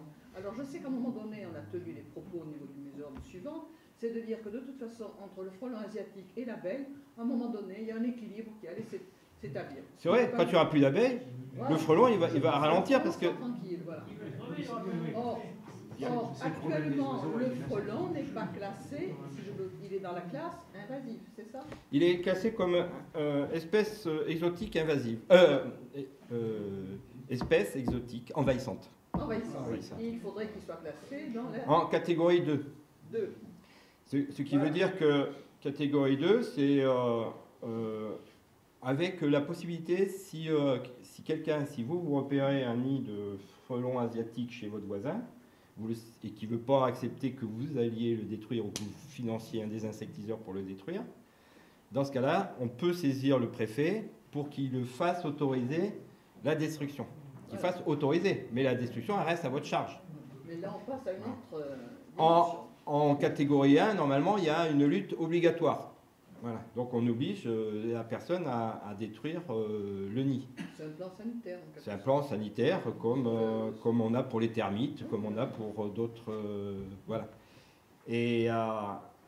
Mais pour l'instant, on ne va pas s'y risquer. Le gros problème, puis nos politiques, ils ont un appui phénoménal, c'est le Muséum d'histoire naturelle. Comme le Muséum d'histoire naturelle dit ça va s'équilibrer, les actions qu'on peut mettre en place ne servent à rien. Le piégeage de printemps, il ne faut surtout pas le faire parce que c'est inutile. À moins de 250 mètres, il n'y a pas d'autres bestioles qui s'installent. Mais si on en a un déjà dans les 250 mètres, nos ruches, elles mangent. Hein. Qu'est-ce qu'il dit d'autre? Qu'on tue la biodiversité parce qu'on piège des mouches et des papillons, sachant que les papillons qu'on piège, ce sont souvent des papillons stériles. Oui, nous arrange bien. Les mouches, c'est pareil. Alors, quand on nous dit, quand on dit dans la littérature, il ne faut pas piéger au printemps parce qu'on attrape des papillons, alors on se dit, mince, c'est vrai, si je détruis des papillons, quand même, moi qui suis respectueux des insectes, de la nature, etc. Et quand ces papillons, et ça a été montré par l'INSAP, c'est essentiellement des papillons de nuit mais c'est surtout des mythes, c'est surtout Voilà. de la fausse teigne. Bon, on se dit, si je chope de la fausse teigne, moi je suis pas contre. Hein. La fausse teigne fait des dégâts aussi dans les ruches. Oui, c'est ceux qui mangent les ruches, là, c'est ceux qui mangent de la cire, c'est une catastrophe. Hein, voilà. La fausse teigne, enfin, c'est une catastrophe, c'est souvent un s'attaque sur des ruches qui sont très affaiblies et qui permettent de renouveler les cires. Ça nettoie à l'intérieur, c'est ce qui permettait autrefois de nettoyer les troncs d'arbres. Elles mangeaient toute la cire, elles faisaient, voilà, et elles mangeaient la loque, elles mangeaient toutes les maladies, et elles assainissaient. C'était le charognard. Après, les abeilles, elles arrivaient, elles sortaient les cocons, mais c'était dégagé. Mais dans des ruches, c'est une catastrophe. Quand vous avez de la fausse teigne, c'est... Et si les scientifiques préconisent tout ça, il Oui. faut bien partir avec une base. Ben, là-bas, c'est...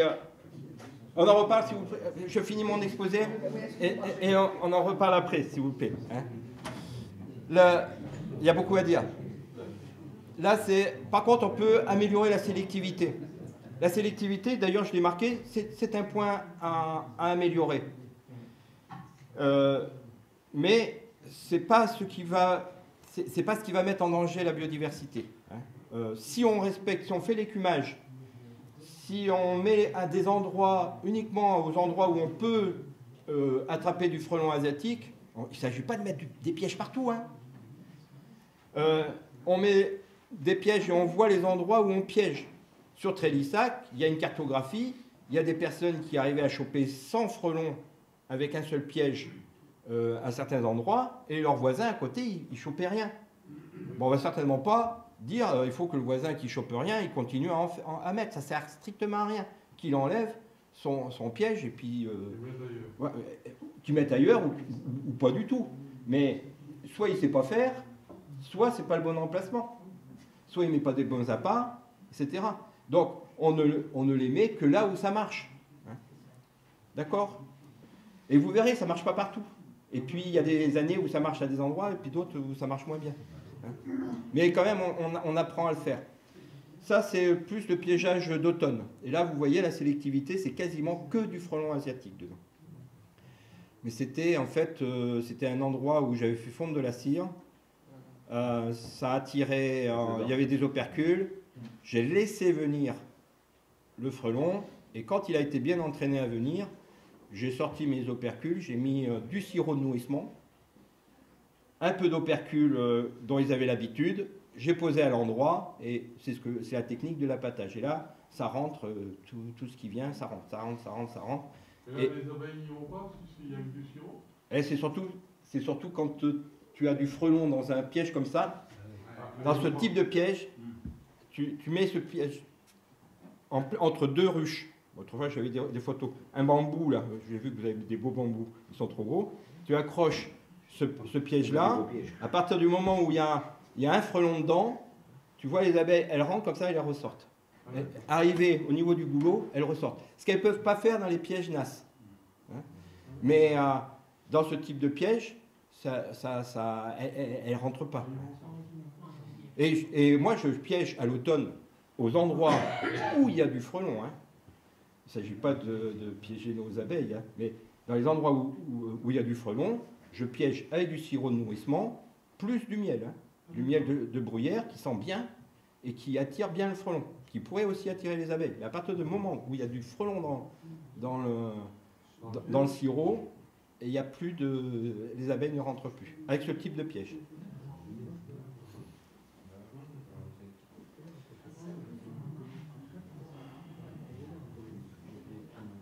La sélectivité, donc je vous dis, c'est considéré par son manque de sélectivité. Les pièges-coches permettent de laisser s'échapper beaucoup d'insectes qui fuient l'odeur du frelon asiatique, il faut toujours en laisser dedans. Les pièges-bouteilles NAS ou les pièges japonais ne laissent pas cette liberté. Alors des fois, il y a du frelon qui ressort. Hein. C'est pas gênant. Vous avez du frelon dans ces pièges, il barbote dedans, surtout quand il y a beaucoup de frelons comme ça, ils ressortent. Mais pour moi, c'est absolument pas gênant. Ils vont se sécher, ils vont repartir au nid, ils vont arriver comme des héros pleins de nourriture. Les autres vont lui dire, où est-ce que tu as trouvé ça? Ben, là-bas, et ils vont tous, et on va les piéger. C'est intéressant des fois de se dire, la lutte contre... Ah oui, on va aller... Il faut accélérer quand même. Donc les appâts doivent être adaptés à la saison. Mais ça, je pourrais peut-être te faire passer un truc pour le choix des emplacements est important. Oui. La pose des grilles anti-frelons devant les ruches à l'automne. Mettre des grilles anti-frelons. Et les pièges juste à côté. Les frelons, ils viennent, surtout au petit matin, quand les abeilles sont encore engourdies. Ils veulent attraper les abeilles. Si c'est barré devant, eh ben, ils vont aller à côté et ils vont se faire choper. Ça améliore considérablement, les grilles anti-frelons améliorent considérablement l'efficacité des pièges.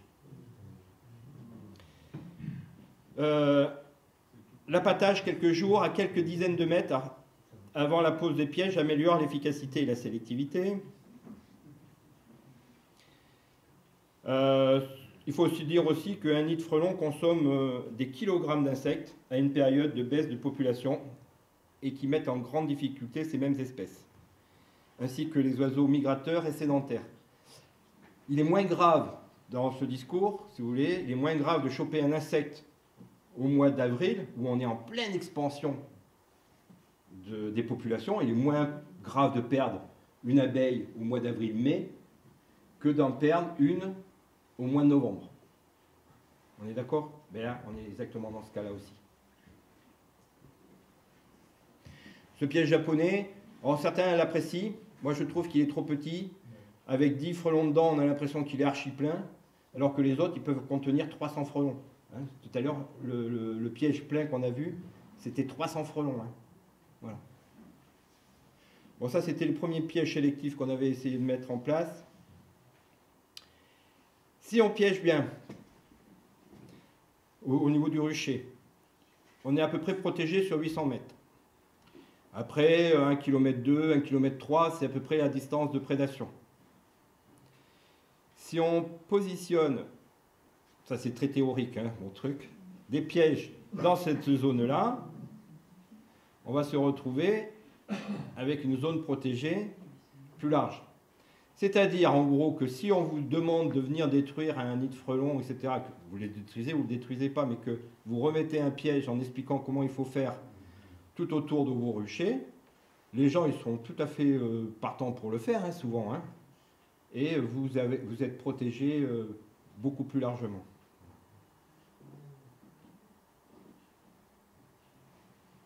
Donc ça, je me répète là. Là, c'est trop long à expliquer ça. Donc pendant la période hivernale, on ne piège pas. Entre le mois de février jusqu'à la fin mars, c'est quasiment inutile. Sauf si vraiment, alors c'est surtout dans les régions où le frelon commence juste à s'implanter, ça c'est important, piéger sous les nids qui ont été repérés, parce qu'on piégera les fondatrices qui éviteront de disséminer. Mais quand on est dans une région comme ici, où il y en a partout, là c'est plus pour cette zone-là, le jaune, c'est plus pour protéger les copains que pour se protéger. Hein, d'accord? La vraie zone de piégeage, c'est de fin mars à mi-juin. C'est là, c'est fondamental. Et là, les appâts, c'est panaché. Et puis, vous pouvez rajouter du sirop de pêche Paquito. Ça, pareil, ça marche très très bien. Moi, j'ai une sacrée piégeuse dans le syndicat qui fait des ravages avec ça. Elle a essayé d'autres sirops de pêche, ça ne marche pas. C'est pour ça que vos recettes, il faut que vous les testiez. Le miel fermenté aussi. Hein? Le miel fermenté. Le miel fermenté, mais ça va être plus sur la période automnale que tu vas les choper. Le jus de banane marche bien à l'automne. Voilà. Je ferai passer à Josiane ça et elle vous le transmettra.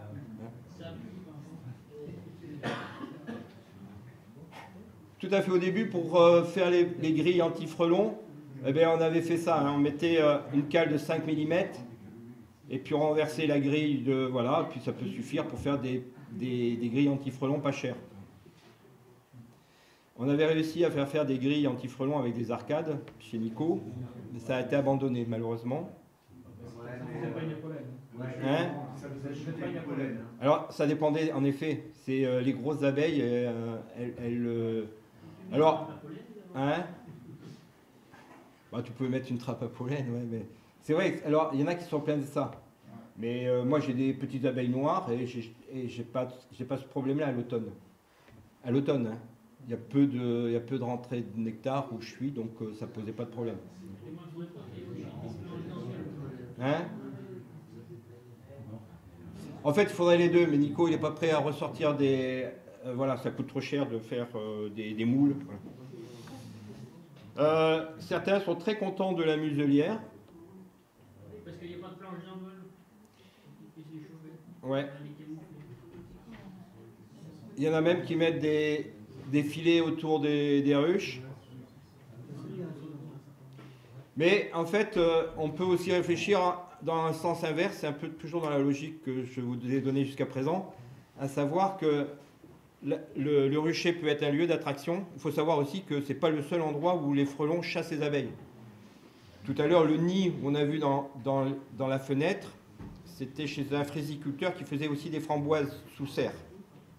On avait positionné, pour faire l'étude, pour voir l'impact du frelon sur les abeilles, on avait positionné 10 ruches à une centaine de mètres du nid.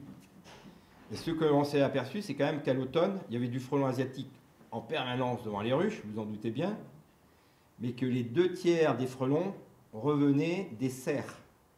Les 2/3 des frelons qui rentraient de chasse ne venaient pas du rucher, qui était juste à côté, ils venaient des serres, parce qu'il est beaucoup plus facile pour un frelon d'attraper une abeille qui butine, quand elle est la tête penchée dans la fleur, que de la choper au retour en plein vol, parce qu'il faut quand même qu'ils soient costauds, on les attend là. Il y a des abeilles qui peuvent même venir les embêter de temps en temps, alors que quand ils chassent dans les fleurs, c'est royal pour eux. Donc, mon raisonnement, là par contre c'est un raisonnement assez personnel, c'est on profite du fait que le rucher soit un endroit qui attire le frelon pour le choper. Après qu'il ne puisse pas repartir, c'est bien. J'ai parlé de la technique de l'appâtage. La technique de l'appâtage, si vous avez un vieux cadre, vous le mettez, alors pas dans le rucher là par contre, là je suis d'accord. Vous le mettez à une bonne cinquantaine de mètres du rucher. Un vieux cadre qui a contenu du pollen, du miel, un peu même s'il est cristallisé, c'est encore mieux. Vous le mettez à une cinquantaine de mètres. Les abeilles vont arriver. C'est quand il commence à y avoir vraiment du frelon à l'automne. Les frelons vont arriver avec l'activité, etc. Vous les laissez le temps qu'il y ait plusieurs frelons et que les abeilles désertent. C'est ce qui va se passer. Dès qu'elles vont être trop attaquées, elles vont abandonner. Les frelons, eux, vont venir au mois de septembre, octobre. Ça ne marche pas en plein été. Hein. Ça marche vraiment quand il fait froid. Les frelons arrivent. À ce moment-là, vous sortez votre cadre, vous le remplacez par un piège. Vous mettez le même miel dans la collerette, là, et ça va rentrer. Et vous posez votre cadre, vous le déplacez d'une centaine de mètres. Tous les frelons qui ont l'habitude de venir à cet endroit-là vont venir se faire piéger. Mais très rapidement, en quelques heures, il n'y en a plus. Hein. Ils sont dans le piège. Vous avez transporté à une centaine de mètres. Qu'est-ce qui va se passer? Vous allez créer un deuxième point d'attraction. 2 jours après, vous mettez un piège au deuxième emplacement, même condition, et vous ramenez le cadre à côté du piège de départ. Et puis tous les 2, 3 jours, 4 jours, hein, on n'est pas à 2 jours près, vous intervertissez le cadre dans les 2 emplacements. Moi, je n'ai pas fait de comptage, mais j'ai eu une amie qui a fait ça, et en 10 jours, elle a pris 1882 frelons en 10 jours, et elle a arrêté la prédation sur son rucher. Voilà. Ça, c'est la technique de l'appâtage. Il y en a qui ont créé un seau percé avec échappatoire pour abeilles au-dessus. Voilà. Alors moi, je fais ça dans le rucher ici, mais sans couvercle, sans rien. Je mets de l'alcool et franchement, il n'y a que des frelons. Et je mets un seau entre les ruches et où il y a le plus de pression là au mois d'août. Et franchement, septembre, on prend, mais c'est des couches de frelons qu'il y a. Il faut vider les seaux de temps en temps. Mais même sans protection, sans rien. Alors, un conseil aussi, c'est écouter, discuter entre vous, prenez les expériences, faites-les remonter aussi, hein, parce que une partie de ce que je vous raconte aujourd'hui, c'est des échanges entre apiculteurs. Hein, c'est pas... Voilà. Donc c'est très intéressant. Quand il y a quelque chose qui marche à un endroit, alors il ne faut pas croire tout le monde, hein, mais vous essayez et vous voyez si ça marche mieux que ce que vous faites habituellement. C'est comme ça qu'on progresse. Là, on avait le gros nid, il y a un gros nid de frelons qui est à côté des ruches, là, qui est sur le bord du plan d'eau. On n'avait pas mieux comme observation et on l'a trouvé que quand les feuilles sont tombées. Donc on piégeait, on venait avec les raquettes. Là. Le matin, c'était mon exercice, moi, pour le cœur. Je venais pendant une demi-heure, je tuais 100 frelons, là, j'étais en forme après. J'avais pas besoin de marcher. Je peux vous dire que c'était efficace. Comme quoi, hein, ça peut avoir des effets bénéfiques. Oui, oui. Ça, c'est les nids primaires. Hein. Les nids secondaires.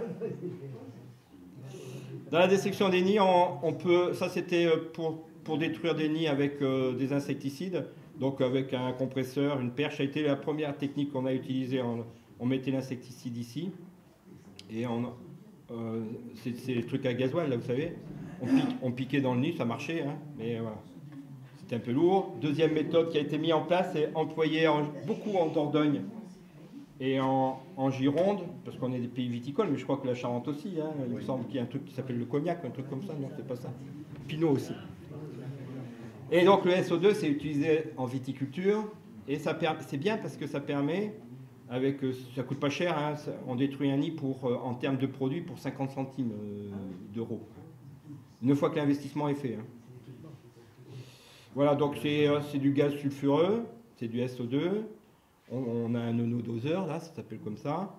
Et quand on va relâcher la manette, le gaz va se dilater, enfin le liquide va se transformer en gaz, ça se dilate, et ça ressort au bout du tuyau. Voilà, le tuyau, on l'attache le long d'une canne. L'installation, elle peut être, en Dordogne, il montait jusqu'à 30 mètres. Hein. Ouais, comme ça. Donc c'est des tubes, des cannes alu, avec des manchons, et ils emboîtent comme ça, et puis ils montent 2 mètres par 2 mètres. Alors à 30 mètres, il faut être 3 opérateurs hein, pour guider l'autre qui... Voilà. Hein? Alors, et la tige, là, permet d'injecter, la tige, elle est trouée, et permet d'injecter dans le nid. En 10 minutes, le nid, il est mort, à peu près, et après, avec le râteau qu'il y avait ici, il descendait le nid. Et le muséum a réussi à faire interdire l'usage. Donc pendant plusieurs années, ça a été toléré, puis là, il y a eu un conflit avec un des insectiseurs, et donc nous, en Dordogne, on ne peut plus utiliser. Voilà, donc là, c'est l'injection dans le nid. Il y avait une association, peut-être qu'on aura le temps d'en parler tout à l'heure. J'essaye de faire vite, mais il y a beaucoup de choses à dire. Ah oui, ça arrive à la... j'arrive au bout. Là. Donc on injecte. Je passe. D'autres méthodes, l'aspirateur. Vous connaissez les filles? Le fusil, alors c'est à éviter. Ça marche, mais c'est à éviter. Le paintball, drone, piégeage d'automne. L'aspirateur, aujourd'hui, il y a une association qui détruit plusieurs centaines de nids chaque année. Ils étaient au SO2. Comme ça a été interdit, ils sont tous passés, il a tout passé à l'aspirateur. Alors on ne monte pas aussi haut. L'aspirateur marche bien jusqu'à 5 mètres de haut. Après, il faut soit monter sur une échelle, soit il y en a dans l'équipe, il y en a qui escaladent et qui montent près du nid, ou alors avec une nacelle. Mais juste, ça c'est idéal dans les bâtiments, dans les nids à peau. Il suffit de mettre le tuyau au bord, le trou est là, le trou est comme ça, et le tuyau, ben, c'est comme mon bras, d'accord? Juste à l'entrée. Et il faut des aspirateurs comme ça. Ça ne coûte rien, le nid est détruit au bout d'une demi-heure, c'est utilisable dans la journée, c'est utilisable dans les bâtiments. On n'utilise pas de produits chimiques qui nous intoxiquent. Et on peut même, si pour les gourmands, récupérer les larves. Il paraît que ça a des propriétés, les Chinois en raffolent. Ils achètent ça 200 € le kilo en Chine. 5 mois de salaire. On leur envoie les nids s'ils veulent. J'ai une question, alors je n'y connais strictement rien, mais la semaine dernière, j'ai trouvé au milieu du parc à la maison un gros nid 80 cm de hauteur qui était tombé avec le vent. Je me suis dit, je vais le faire brûler, mais avec la fourche, bon, c'était très lourd. Tout le monde riait parce que j'avais ce truc au bout de la fourche. Mais il était plein de liquide. Ah, parce qu'il avait plu peut-être. Alors, qu'est-ce qu'il y avait? C'était quoi? C'était très gluant. C'était brun. Ouais, c'est... on aurait dit, ça puait, en plus. Ah mais non, j'ai pas mis le nez dedans. Non, mais même sans mettre le nez dedans, ça pue. Je trouvais que mes gants en cuir sentaient le miel, c'est ça? Non, ça ne sent pas le miel en principe. Les larves, il n'y a pas de miel dedans. le nid, c'était vraiment le nid comme vous l'avez vu là. Oui, c'est avec les plateaux, 4 pieds de plateau, comme ça. Hein. Et en fait, il a beaucoup plu.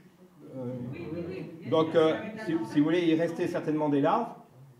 Alors, en fait, ce qui peut être gluant, c'est soit les larves, soit le fait que le nid se soit imbibé, parce qu'il était cassé, je suppose, sur les côtés, non? Ouais. Et se soit imbibé d'eau, et là, dans ce cas-là, ça s'est rentré dans les cellules, ça fait un... C'est du papier. Hein. Oui, alors faire brûler ça maintenant, là, j'ai ça dans un conteneur. Bah, vous l'emmenez à la déchetterie. Vous mettez à la déchetterie.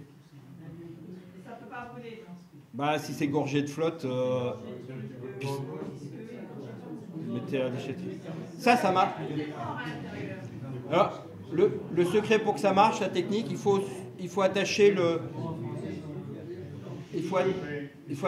tuyau sur un support fixe et ne plus y toucher pendant une demi-heure. Il faut une demi-heure pour vider un nid. Voilà. Non. Ils sont morts, l'aspirateur ? Quand ils arrivent ici, alors, moi, au début, j'utilisais un sac. Après, comme je suis un peu radin, j'ai utilisé un sac tissu que j'avais découpé qui me permettait de le refermer. Mais en fait, le collègue qui a essayé, parce que c'est moi qui lui ai donné le truc au président de l'association, de cette association, là, ils ont détruit 250 nids l'année dernière. Mais rien qu'avec l'aspirateur. Et en fait, il met simplement un peu d'eau au fond du bidon, là. Et quand parce qu'il y a un coude, là, donc quand le frelon, déjà 4 mètres dans le tuyau ou 6 mètres dans le tuyau, ça les secoue. Quand ils arrivent ici, ils tapent sur le coude, ça tombe au fond, ils se noient. Après, quand vous avez terminé, vous rentrez chez vous, ou chez le gars, hein, vous passez dans la passoire, vous mettez ça au barbecue, et puis c'est bon. Ouais, là, le nid était... alors, et les larves, vous pouvez... Là, par contre, alors, pour finir le travail, je mets une bâche, et avec l'aspirateur, une fois que c'est fini d'aspirer les frelons, je tire je pourrais laisser parce qu'il n'y a plus rien dedans. Il reste des larves quand même, des larves vivantes. Donc avec l'aspirateur, je tire le bas du nid, il va tomber. Il y a quelques femelles encore là, enfin quelques ouvrières. Je les aspire. Je vais choper le premier plateau, je tire, ça se décroche tout seul. Ça tombe, en plus c'est lourd parce qu'il y a plein de larves. Et puis vous aspirez les quelques individus qui restent. Et vous pouvez manger des larves de frelons parce que là, elles n'ont pas été abîmées. Ou vous pourrez peut-être les vendre. Je vous dis, là, il y a un marché à faire. Hein. Là, une des dernières techniques, c'est le paintball avec des boules qui contiennent de l'insecticide. Le négociant dit que c'est du bio, mais c'est de la permétrine et tétramétrine, je crois. Non. Oui, et il y a de la permétrine dedans. C'est pas des néocotinoïdes, mais ce sont des péritrénoïdes de synthèse. Ce sont des insecticides qui, par contre, ont une durée de vie courte, qui n'ont pas du tout, n'a rien à voir. C'est des insecticides de contact. Donc si on loupe la cible, il tombe à côté, ça ne risque rien. Ouais, enfin c'est quand même pas très bon pour les oiseaux, les poissons, les bestioles à côté. Le coût n'est pas négligeable. Loïc me disait que lui, il utilise et il lui faut pour un gros nid 80 billes. Et c'est 50 centimes la bille quand même. J'en ai découvert une fois un insecticide avec du raisin, je l'ai arrosé. Voilà. Et avec un paintball? Non, au plus à l'eau. Je comprends pas le... Ah oui. Non mais là, ça permet... Là, l'avantage, c'est que ça permet d'atteindre des nids qui sont à 30 mètres de haut. Et lui, on avait mis, j'ai pris quoi, 1 litre de produit, 1 litre d'eau, j'ai mis quoi, 1 demi à coude de produit. Ça, c'est à éviter. Hein. Ça peut être assez dangereux. J'avais un petit topo sur le repérage des nids, mais c'est quand même pas si facile que ça. Vous avez un nid ici, vous avez fait un rucher. J'ai le temps là encore Non. Bon, je passe. On débranche maintenant. En fait, je pense qu'il va y avoir des questions. Donc, et si vous voulez aller plus loin, l'UNAF a sorti une revue qui résume en gros, enfin non, qui développe plutôt ce que je vous ai raconté. Et voilà. Je vous remercie. Oui, un particule, Roland Catholique.